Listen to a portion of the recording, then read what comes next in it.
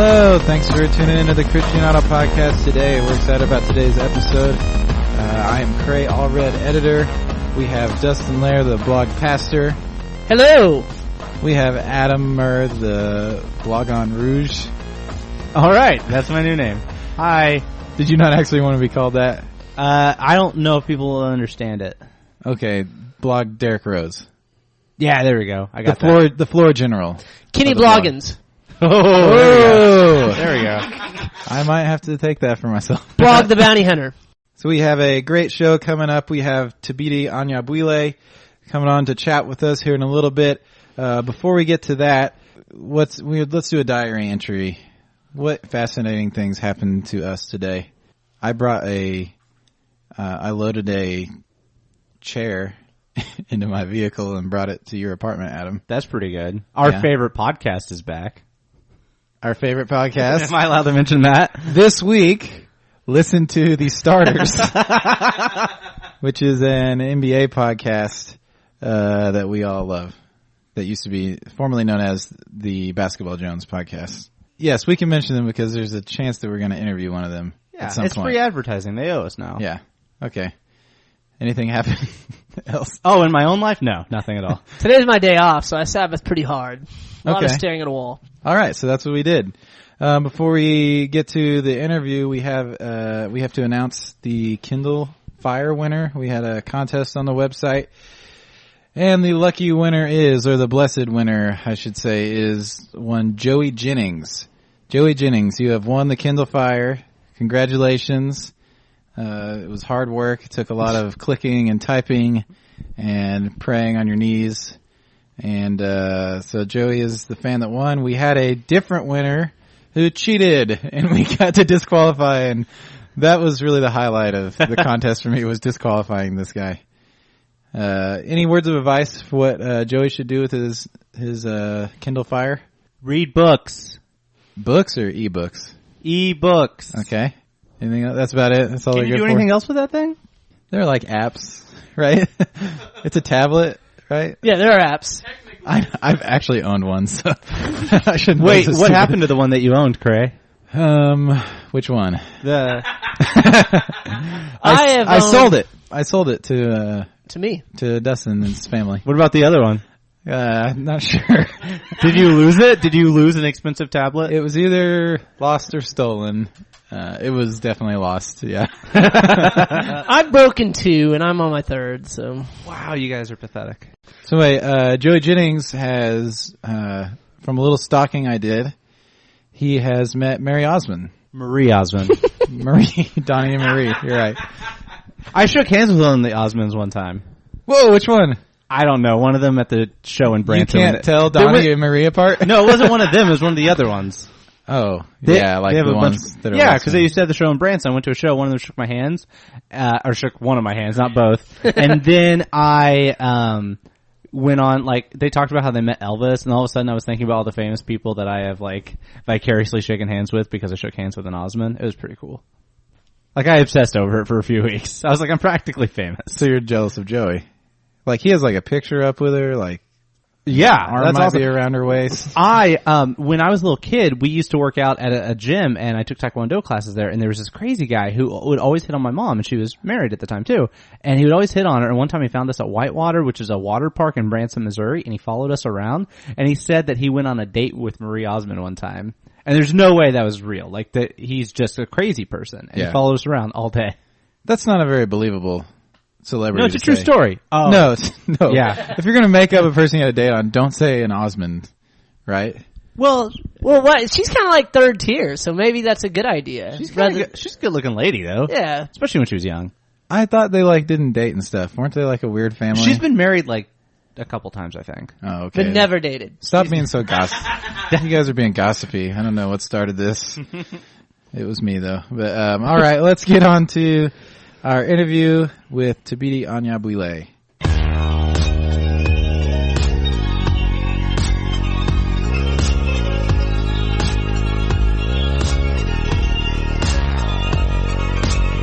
Kick your shoes off in this place.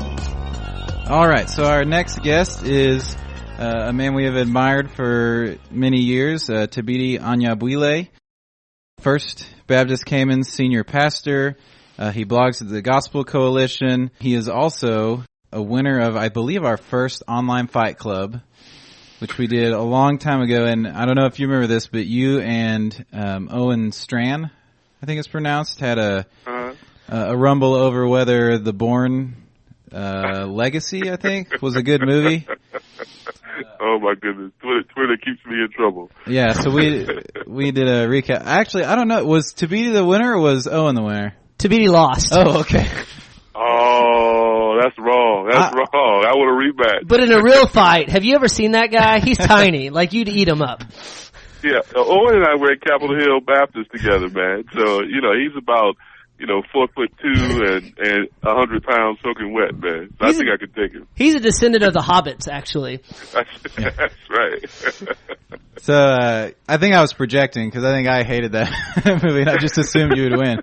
Also, I know you wouldn't remember this, but many years ago, I don't know, 4 or 5 years ago, at one of these conferences we went to, I asked you in person, you were talking to people that were hanging around, and I asked you a question about, we had done a lot of ministry in black neighborhoods and we were, corny white bread people trying not to be racist in those interactions. I had some questions, some wisdom from you I wanted, and your advice to me was to marry a black woman. That was the solution. And I was a little too timid to say that unfortunately I was already married to a white person. So they got a divorce. I cannot believe I said that to you for real? You did, yeah. And, but it's funny that actually just in the last few weeks, we are from a really, non-diverse, community. We're in a small town here in the Midwest. And my wife actually on her own, said something like, we were just riding in the car and she's like, well, Cray, since you didn't get to marry a woman of color and I didn't get to marry a man of color, then we're going to do our best to find Liddy, our little daughter, someone of color, and because we were interested in more diversity. And actually our pastor across from me and some other members of the church have adopted cross ethnicity lines. And so, I don't know, we're like, out of our little small town, maybe 30% of the diverse population, would you say, Dustin? Just through children, so. So we take your advice the roundabout way. Amen. I think Adam has some icebreaker questions for you. Yeah, just real quick, rapid fire questions. First, what is your favorite color? Probably burgundy. Okay, it's a completely useless question, but really good choice. Favorite scripture? Right now is Romans 12:11. All right, that qualifies. And finally, who is your favorite Saint Lunatic? My favorite. I missed that one. Favorite Saint Lunatic. Saint Lunatic. That wasn't my question, Thabiti. I didn't know what that meant either. Let Cray explain that to you. Do you know? I'm glad I'm not alone. What does that mean? You know Nelly, right? Nelly, country grammar, rapper, St. Louis. Oh, yeah, okay. That was his crew. One of them wore a Phantom of the Opera mask. I actually only know Nelly's name. For Dr. Moore, we did his favorite Dixie chick, and he said, I don't have a favorite, and we said that was a trick question, and then he passed, so. Excellent. Well, I'm just clueless, brother. All right. We said you're on the Gospel Coalition blog and you do a lot of speaking and things like that, but you also recently launched The Front Porch, which is an effort towards biblical faithfulness in the African American church. Why don't you explain kind of what you and some others are doing with The Front Porch? Yeah, I have the great privilege of joining two of my dearest friends in the ministry, Anthony Carter and Louis Love, both of whom are church planners. Anthony's down in Atlanta at East Point Church, and Louis Love is up in the Chicago suburbs, in Vernon Hills, at a church called New Life Fellowship.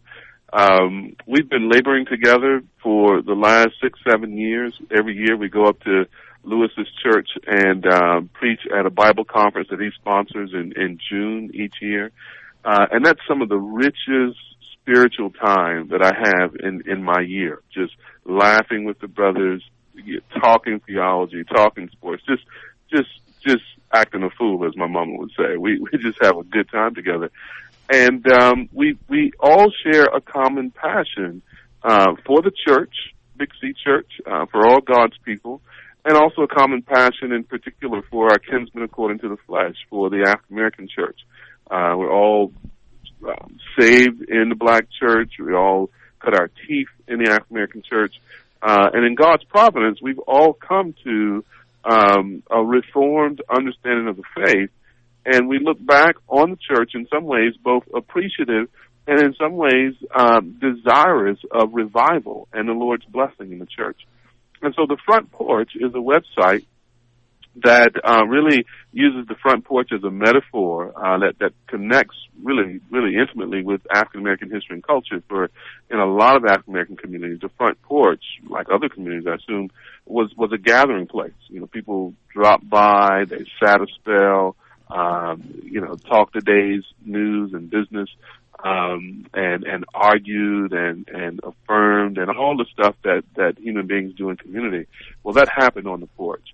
And so the Front Porch is a website where we want to talk about biblical faithfulness in the African American church and beyond. And so we want in video, in written pieces, in iPod, podcasts, we want to bring attention to things that we think are important in the life and the health of the African American church and beyond. And so it's three friends who created this place to hang out and engage with all those persons who care about these sets of issues. And you've got videos and a podcast.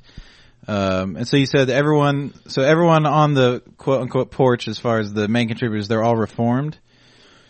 Yeah, I think we would all hold to the doctrines of grace, soteriologically. We'd all see ourselves in the stream of the Reformation, that's come to be identified as the Reformed stream of the Reformation.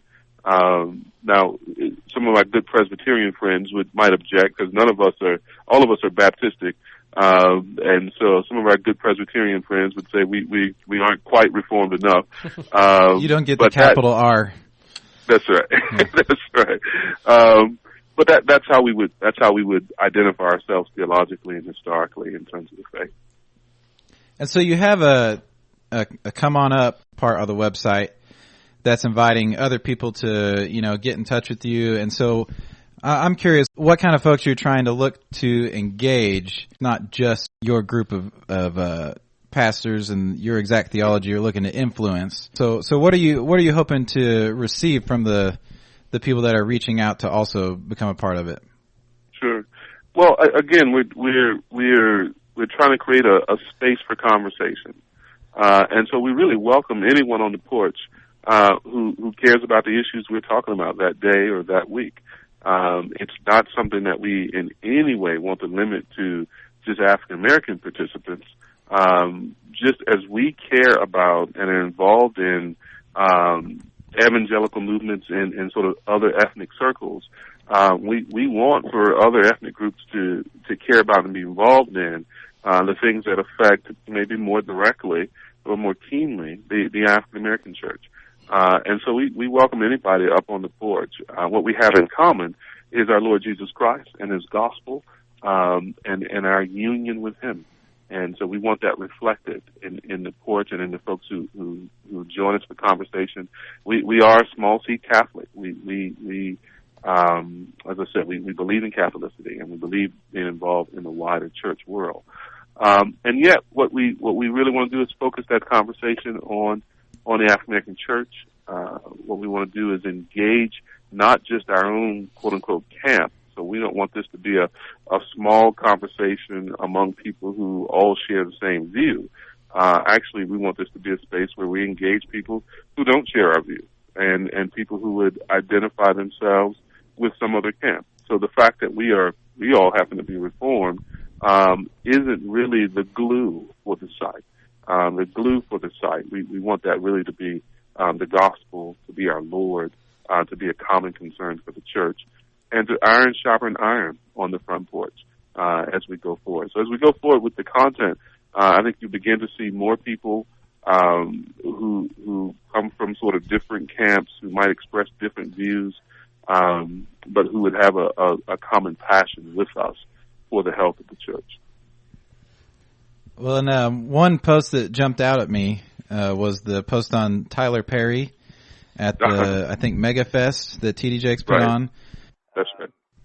And you linked to a conversation on Huffington Post with some individuals that you respect, and you said it was a really good conversation, but you did not actually offer any of your thoughts on the display.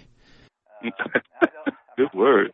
I don't mean anything by that, but so I'm really interested in Tyler Perry because I've seen a few of his movies just because I'm a Redbox guy. so I run into a lot of them, and I had noticed he gave a talk at Whitney Houston's funeral that surprised me, where he's talking about her relationship with Jesus Christ, and as Jesse Jackson was seated beside him and other people were amening his kind of mini sermon. Whitney Houston loved the Lord. And so at the Mega Fest, he got up on stage, said that he was led by the Spirit to donate $1 million to TD Jakes' youth center, I believe. That's and right. Then proceeded to speak in tongues and deliver a blessing with his hand on TD Jakes' forehead. And you said there was a little bit of a ruckus after it. I did not catch at the time, but I'm curious. Do you have any thoughts on that whole ordeal, or Tyler Perry as a phenomenon? Well, I think Tyler Perry has indeed been a phenomenon. He's a guy who has gone from being homeless and sleeping in his car to writing plays that were sort of on what we would call the Chitlin circuit for a while, to producing movies that have really done well. And they've really done well, particularly among African-American audiences and African-American Christian audiences. So he's an interesting story just from a human interest perspective. He professes to be a Christian. I don't have any reason to doubt that. And yet, I think my main critique of Tyler Perry would be along the lines of the critiques that have been offered by folks like Spike Lee and some others. And that's I think Tyler Perry takes the African American church in particular, and he satires it in a way that not only reveals a lot of the problems in the church, but in a way that I think hurts people's affections for the church. So the black church, like every church, has its weaknesses. And one of his weaknesses, just by way of illustration, one of his weaknesses is that many people can be socialized into the church, but never have been born again through faith in Christ. So we have a lot of church folks, nominal Christians, which again is not a problem unique to the black churches. We have a lot of nominal Christians who would be folks like the Medea character, from my viewpoint, who get kind of, in some ways, valorized in his films. They also get ridiculed. But I think the net effect is people walk away, perhaps too many people walk away thinking the church is hypocritical, the church is false, the church is, and the gospel itself is somehow less than true, not effective, not powerful. So I think Perry's this highly problematic character. So he's on the stage at T.D. Jakes' thing. He begins to speak in tongues, lays hand on the bishop, gives this testimony to faith in God, and yet he ridicules what he says he believes. And that's my greatest difficulty with Perry. I think on the whole, his work is problematic for the church, and not just satirically critical, which could be useful in ways. As for T.D. Jakes and MegaFest, I think there you're seeing again the blending of an entertainment culture with what purports to be Christian worship and Christian edification. I think that mixture is deadly. I think it's deadly to the church. I think it's deadly to the gospel. I think it leads to the materialism that we see in the church. I think it leads to the worldliness that we see in the church. I think it leads to the valorizing and idolizing of persons who, biblically speaking, should not be held in such esteem in the eyes of the church. And so I think it just has the church world looking in the wrong direction, and looking in unhealthy directions. That'd be my sort of quick thoughts about that whole situation. Yeah, I'd say that's fair. I mean, a lot of artists would, say that almost all's fair in art, and if he's making a movie that maybe, the satire is not pointed to the end that you might say, but he's basically writing morality plays. Exactly. And he gets away with it. It's amazing that they do so well, considering kind of, the culture of Hollywood and the typical movies that get released. So I would say the morality and the way that comes out to the viewer really is up for critique. Yeah, no, that's exactly right. And what you're seeing is that the success of a Tyler Perry's morality play is also an indication of the weakness of many black Christians and black churches, the weakness of their understanding of the gospel, and the distinction between a morality play and something that really is advancing and confirming and defending the gospel. Moralism is a completely different religion than Christianity. And one of the great struggles, I think, in the reform of the black church is to draw a distinction between moralism and faithful gospel proclamation. And Perry doesn't help us with that. Again, he can make some things that are entertaining for some people, but on the spiritual level, he doesn't help us with that at all. We like to ask ridiculous questions. So I thought of the two. I think it's fun. More interviewers should do that. Good. Well, we can't do serious stuff very good. So this is all we got. So I thought of the two polar opposite African American theologians, or people that are concerned with African American theology, in Cornel West. I'm Holy Ghost Funky Gut Bucket Baptist. And James David Manning. Shakalaka. Who I'd say are about as far away as you can get. Who would you pick, and who do you think has the better theology or would win like a theological debate? Wow. See, now part of the problem is from sort of inside a black church perspective, I don't see them as far apart as maybe you would see them. Oh, really? Yeah, in this sense, they're both going to be, now there are very substantive differences in their theology, don't get me wrong, but they're both in their own way going to be fairly nationalistic in their sort of political ideology. So I'm going to pick James David Manning in this, because here's a man who's renamed Harlem, yep. has called for a boycott of Harlem businesses in order to resist gentrification, has his teeth in President Obama like a dog in a bone. So they've both been critical of Obama, but I think Manning's criticisms have been far more strident, far more personal, even talking about the president's mother at points. So I think Manning is going to have the upper edge in a street fight, a theological street fight, or a literal street fight.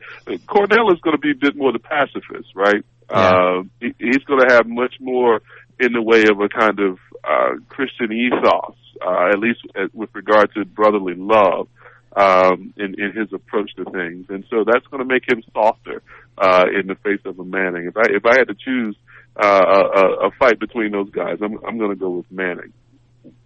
I don't blame you. I listen, and I'm not by any means really well read on Manning. But what I've heard, I kind of tremble sometimes when he's not talking about me. Now, I need to be clear. We would put a Cornel West in a kind of theological liberal Christian box, right? Revolutionary a little bit in his politics, and an advocate in his practice, so on and so forth. Manning, from what I know of him, we're going to have to put in a more cultic box than a Cornel West. And so when I say I think Manning's going to win the theological fight, I don't at all mean that he's orthodox in his views. Just that I think he has a stridency about what he believes that makes him interesting, if also unhelpful. And Cornell wins the style contest, though, hands down.